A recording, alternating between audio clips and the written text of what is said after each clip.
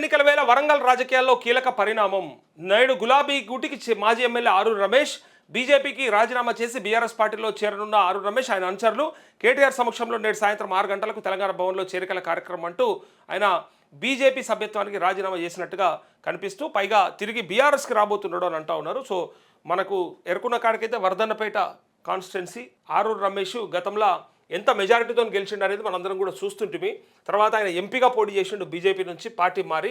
అయినప్పటికీ ఎంపీగా ఓడిపోతే మళ్ళీ ఇప్పుడు తిరిగి సొంత గూటికి ఏరబోయే ప్రయత్నం జరుగుతూ ఉందని అంటూ ఉన్నారు. సో సొంత గూటికి వస్తే మరి ఎవరికి ఇబ్బంది అవుతుంది, మరి ఎవరు రాజీనామా చేయబోతున్నారు అనేది కూడా మళ్ళీ చూడాలి. ఎందుకంటే బయటకు పోయేటప్పుడు ఒకటి ఉంటుంది, మళ్ళీ లోపలికి వచ్చేటప్పుడు ఎవరికో ఒకరికి ఇబ్బంది అవుతుంది అన్నట్టు.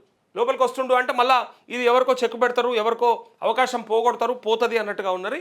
అయితే దీంట్లో నేను చూసిన కాడికైతే సోషల్ మీడియాలో పేరైతే వినిపిస్తూ ఉంది స్టేషన్ గన్పూర్ రాజయ్య. ఎందుకంటే కడియం శ్రీహరికి సంబంధించినటువంటి కాన్స్టిట్యున్సీ. ఒకవేళ కడియంని తప్పిస్తే, కడియం కనుక డిస్క్వాలిఫై అయితే ఎమ్మెల్యేగా తప్పకుండా అక్కడ వచ్చేటువంటి మరి ఉప ఎన్నిక ఒకసారికి ఆరూరి రమేష్ను చేర్చుకుంటూ ఆయనను అక్కడ పోటీలో పెట్టబోయే పరిస్థితి ఉంటుందని చెప్పి అంటూ ఉన్నారు. సో అది నిజమా కాదో కూడా తెలుసుకునే ప్రయత్నం చేద్దాం. మీకు బ్రేకింగ్ న్యూస్. బీజేపీ సభ్యత్వానికి రాజీనామా చేసిన మాజీ ఎమ్మెల్యే ఆరూరి రమేష్ ఎల్లుండి తిరిగి బీఆర్ఎస్ పార్టీలో చేరున్నట్లు ప్రకటించిన ఆరూరి రమేష్ అంటూ ఆయన లెటర్ కూడా ఉంది. అయితే దీన్ని కౌంటర్గా భారతీయ జనతా పార్టీకి ప్రాథమిక సభ్యత్వానికి రాజీనామా చేస్తున్నాను. నాకు ఇన్ని రోజులు సహకరించిన బీజేపీ పెద్దలకు, నాయకులకు, కార్యకర్తలకు హృదయపూర్వక ధన్యవాదాలు. భారత రాష్ట్ర సమితి అధిష్టానం ఆహ్వానం మేరకు నా ఇంటి పార్టీ బీఆర్ఎస్లోకి త్వరలో పలువురు నాయకులు, నా అనుచరులు, అభిమానులతో కలిసి బీఆర్ఎస్ పార్టీలో భారీ ఎత్తున చేరాలని నిర్ణయించుకున్నాను అంటూ ఇక్కడ ఆరూరి రమేష్ రాజీనామా చేస్తున్నట్టుగా ఉంది. ఎక్కడికి? బీజేపీకి రాజీనామా చేస్తూ బీఆర్ఎస్లో చేరుతా ఉన్నాడు.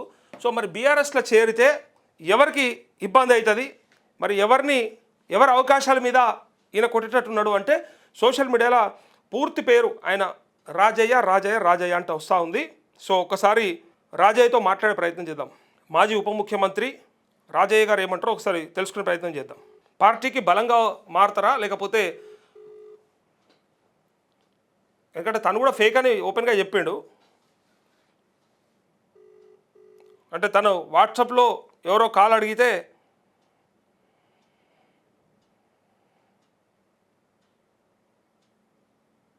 లేదు అట్లాంటిది ఏం లేదు, అదంతా అబద్ధం అని చెప్పిండు.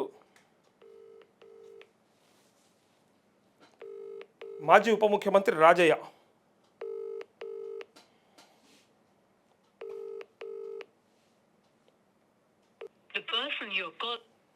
అన్న ఏడున్నాడు మరి, మీటింగ్లో ఏమన్నా ఉన్నాడో? వాట్సాప్ కాల్ అయితే కలుస్తలేదు, కాలింగ్ అని వస్తుంది, రింగింగ్ అని లేదు. నార్మల్ కాల్ అయితే లిఫ్ట్ చేయలేదు, రింగ్ అవుతుంది ఇప్పుడు వాట్సాప్ కాల్.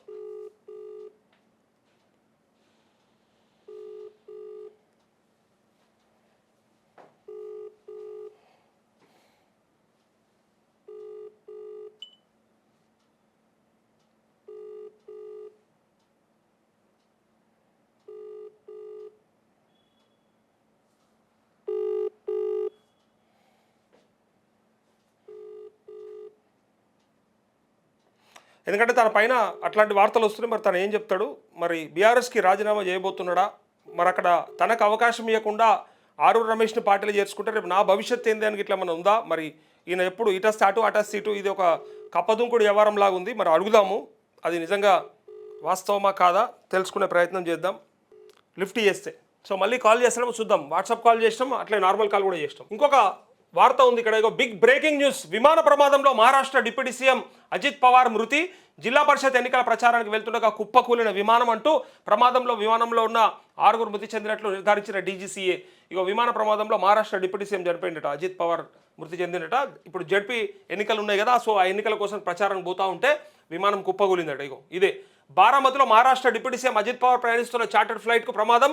విమానంలో అజిత్ పవార్ సహా 6 ఉన్నట్లు సమాచారం అంటూ ఒక వార్త అయితే కనిపిస్తూ ఉంది. ఫ్లైట్ కుప్పకూలినట్టుగా, ఎమర్జెన్సీ ల్యాండింగ్ చేస్తుండగా కుప్పకూలిన విమానం, ఘటనా స్థలంలో కొనసాగుతున్న సహాయక చర్యలు అంటూ ఇక్కడ పాపం మహారాష్ట్ర డిప్యూటీ సీఎం అజిత్ పవార్.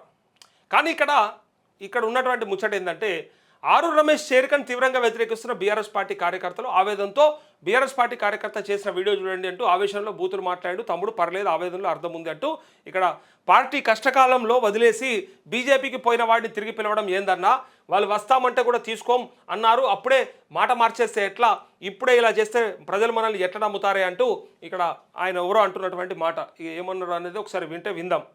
మళ్ళీ ఆరు రమేష్ పిలిచినోడు బీఆర్ఎస్ పిలిచింది ఇక వద్దులే ఇవన్నీ బూతులు ఉన్నట్టున్నాయి ఇలా అన్ని బూతులే ఉన్నాయి ఇవన్నీ బీప్లు వేయాల్సి వస్తుంది మళ్ళీ ఆవేశంలో బూతులు మాట్లాడు అయితే తమ్ముడు పర్లేదు ఆవేదనలో ఉండి అట్లా అన్నామని చెప్పేసి సోషల్ మీడియాలో అయితే కనిపిస్తూ ఉంది వార్త.